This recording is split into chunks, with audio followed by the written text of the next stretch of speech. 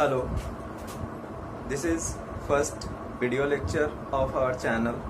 Myself Pankaj Kumar Sinha and I'm bio faculty. We will discuss some basics concepts of biology in this video. So let's start the topic.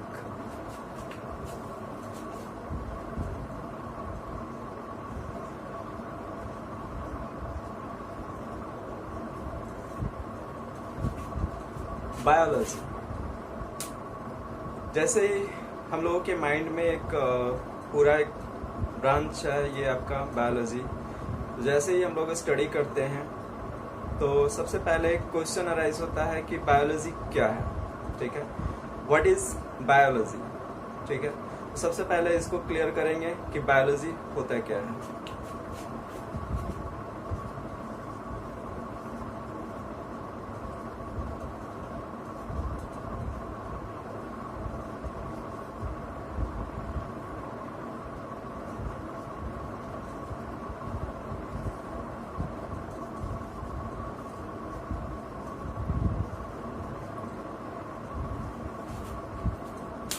तो इसको define कर सकते हैं easily, to study about living beings.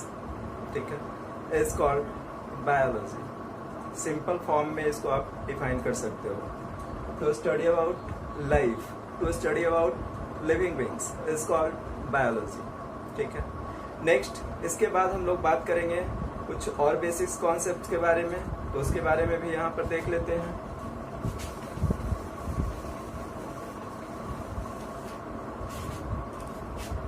एक question mind में और भी arise होता है कि who is the father of biology. ठीक है, तो इसको भी जानना जरूरी है।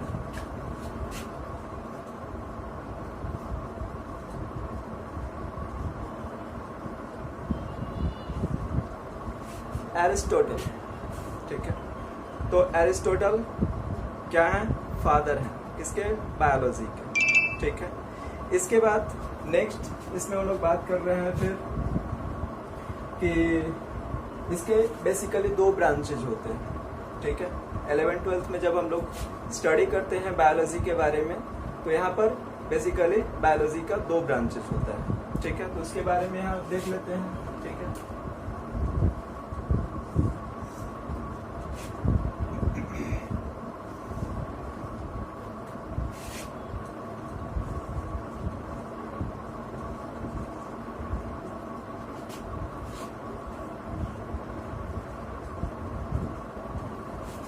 Zoology and botany. ठीक है, तो zoology means to study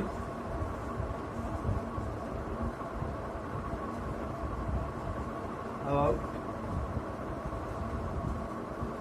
animal, to study about animal. ठीक है, इस ब्रांच को हम लोग क्या बोलेंगे? जूलॉजी बोलेंगे। ठीक है,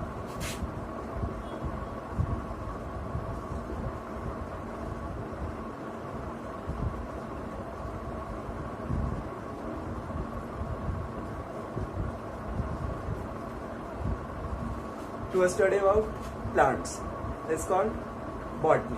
ठीक है, तो ये साइंस का ये ब्रांचेस है जहाँ पे हम लोग को डिस्कशन करना होता है, स्टडी करना होता है। ठीक है, तो यहाँ पर भी एक क्वेश्चन और अराइज हो सकता है कि who is the father of zoology and who is the father of botany.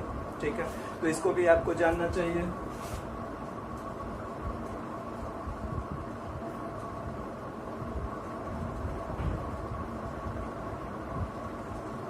Aristotle. ठीक है, तो एरिस्टोटल बायोलॉजी के भी फादर हैं एंड जूलॉजी के भी फादर हैं। ठीक है, इसके बाद बॉटनी का भी देखेंगे।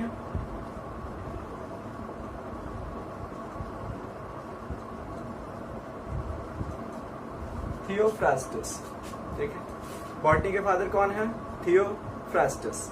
ठीक है, तो ये कुछ बेसिक्स कॉन्सेप्ट्स हम लोगों ने डिस्कस किया है। अब इसके बाद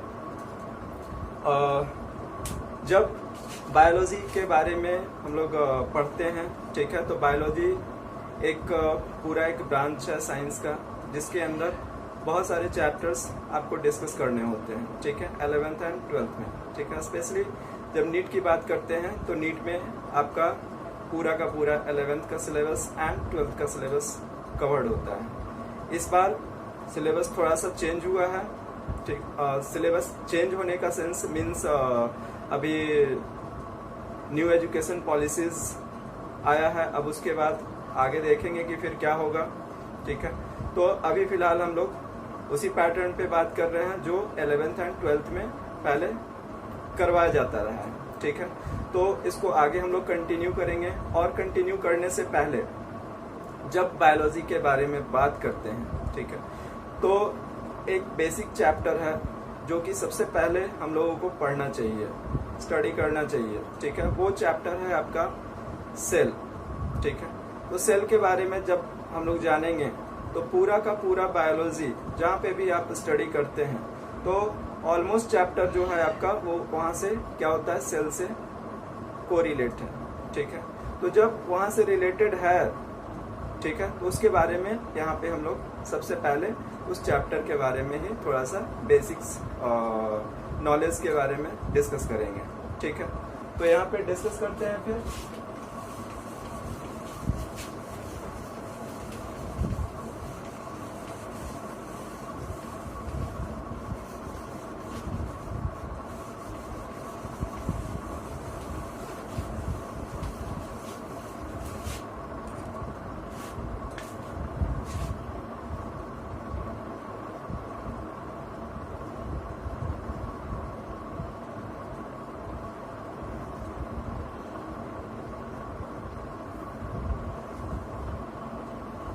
सेल यूनिट ऑफ लाइफ, ठीक है, ये चैप्टर है 11th में पढ़ने का है, ठीक है। और इस चैप्टर के अंदर बहुत सारे बेसिक्स इंफॉर्मेशन है जो कि आपको पता होना चाहिए, और उस बेसिक्स इंफॉर्मेशन से बहुत सारा क्वेश्चन अराइज होता है नीट में, ठीक है। तो इस चैप्टर को यहाँ पर हम लोग डिस्कस करने वाले हैं, और पहले हम लोग बेसिक्स से स्टार्ट करेंगे, फिर आगे देखेंगे क्या क्या पॉसिबिलिटीज बनता है, ठीक है। तो सबसे पहले जब सेल बोला जाता है कि cell is the unit of life, ठीक है, ये चैप्टर का नाम है।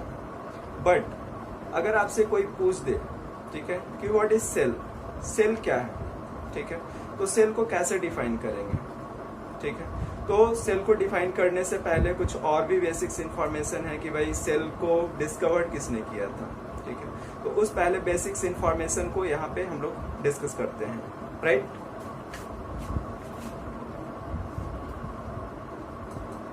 Cell discovered bye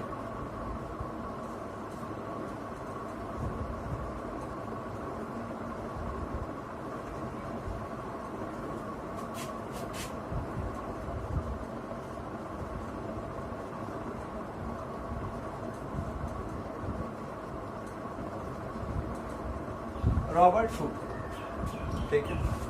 cell discovered by Robert Hooke, ठीक है।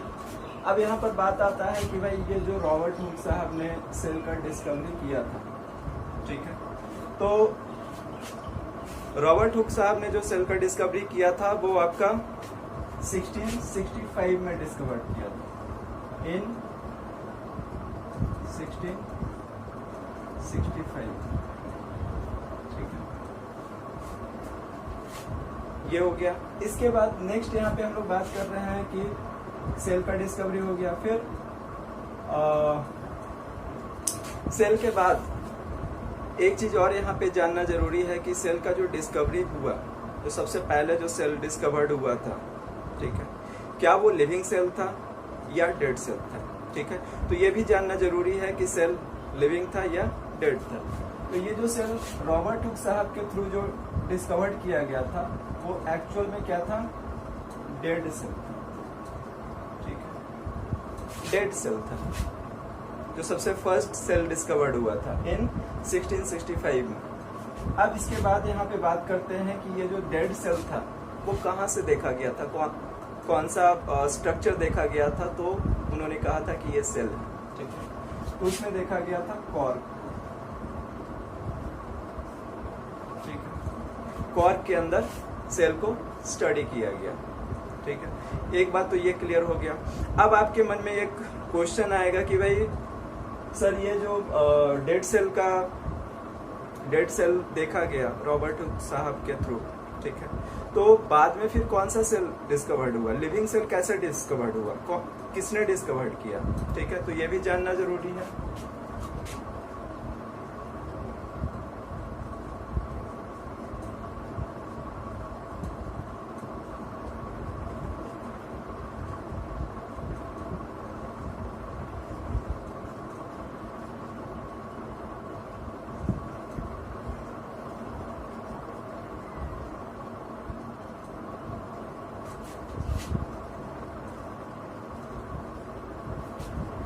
Discovered by Anton von Leeuwenhoek। ठीक है, एंटॉन वॉन लीवेनहॉक ये एक साइंटिस्ट थे जिन्होंने सबसे पहले लिविंग सेल को डिस्कवर किया था। ठीक है, तो अगर आपसे पूछ दिया जाता है कि first dead cell discovered by, ठीक है, तो यहाँ पे आपको बताना है क्या, रॉबर्ट हुक। ठीक है, बट अगर आपसे पूछा जाता है कि first living cell discovered by, ठीक है, तो एंटॉन वॉन लीवेनहॉक। ठीक है, तो एंटॉन वॉन लीवेनहॉक 1674, ठीक है, डिस्कवर्ड इन 1674। ठीक है, तो ये कुछ डिस्कवरीज है। इसके साथ साथ एक और डिस्कवरीज का भी नाम आता है। ठीक है,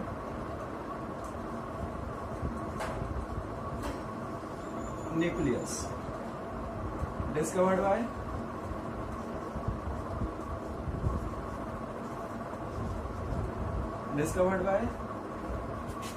रॉबर्ट ब्राउन।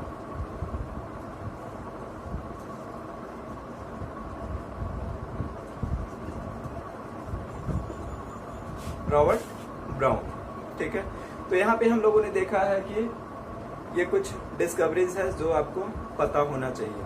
ठीक है, इसके बाद आगे हम लोग फिर बात करेंगे।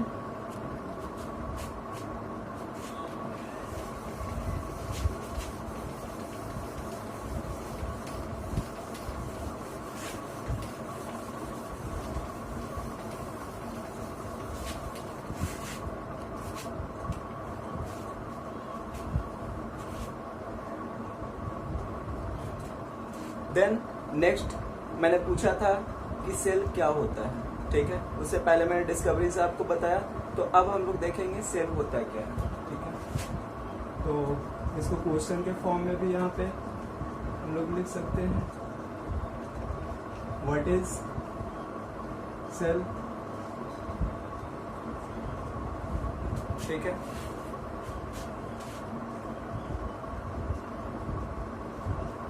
सेल इज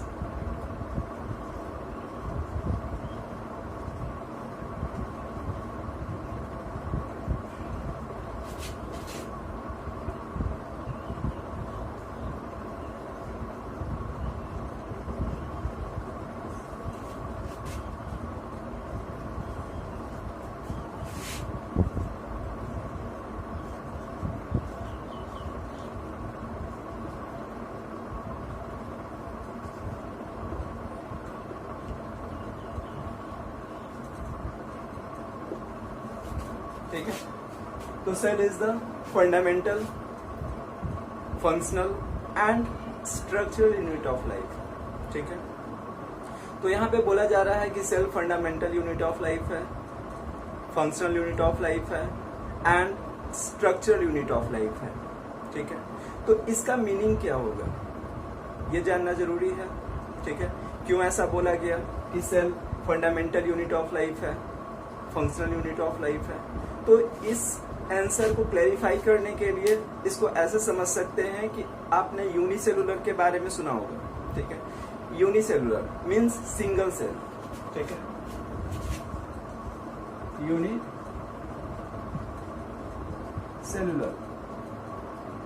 मीन्स क्या हो जाएगा,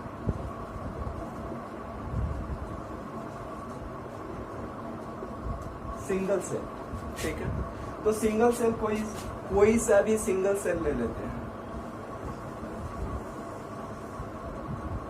ठीक है। सपोज ये क्या है, अमीबा है, ठीक है। या सेकेंड एग्जाम्पल और भी आप सेट कर सकते हैं, मान लेते हैं कोई बैक्टीरिया है, ठीक है। तो बैक्टीरिया क्या है, सिंगल सेल है, यूनिसेलुलर का एग्जाम्पल है यहाँ पे। तो अगर यहाँ पे बात करते हैं कि जो बैक्टीरिया है सिंगल सेल है, तो सिंगल सेल अपना एग्जिस्ट जितना भी लाइफ प्रोसेसेस है, क्या वो एग्जिस्ट करता है या नहीं करता है, ठीक है। तो इसका आंसर सिंपल फॉर्म में हम लोग कह सकते हैं कि सिंगल सेल जितना भी तरह का प्रोसेस है, ठीक है, वो सारा का सारा प्रोसेस अपने इस सिंगल सेल से ही परफॉर्म करता है, ठीक है। तो जब सिंगल सेल से वो सारा अपना फंक्शन परफॉर्म कर रहा है, तो उसको हम लोग यहाँ पे डिफाइन कर सकते हैं कि सिंगल सेल अगर है तो उसमें लाइफ है, ठीक है। और लाइफ है मीन्स कि फंडामेंटल और बेसिक, ठीक है। एक सेल होने के लिए जो भी स्ट्रक्चर इसमें होना चाहिए, ठीक है, वो अवेलेबल है। अब यहाँ पे बात कर रहे हैं कि अगर फंडामेंटल मतलब वो सर्वाइवल कंडीशन में है, एग्जिस्ट कर रहा है लिविंग कंडीशन में, ठीक है, तो वो इंडिपेंडेंट एग्जिस्ट कर रहा है, किसी के ऊपर डिपेंडेंट नहीं है। तो इसको कहा जा सकता है कि it is fundamental and functional ये सारा फंक्शन परफॉर्म कर रहा है। सपोज डाइजेशन, ठीक है, उसके बाद मान लेते हैं कि डाइजेशन हो गया, एब्जॉर्प्शन हो गया, इजेशन हो गया, सारा फंक्शन ये परफॉर्म करता है, ठीक है।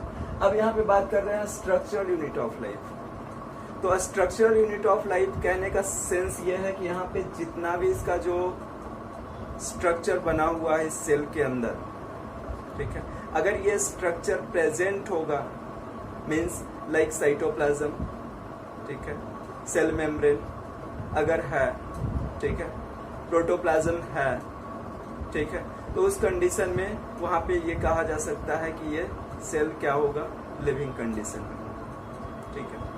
तो यहाँ पे इस तरह से इसको डिफाइन किया जाता है कि cell is the fundamental functional and structural unit of life, ठीक है।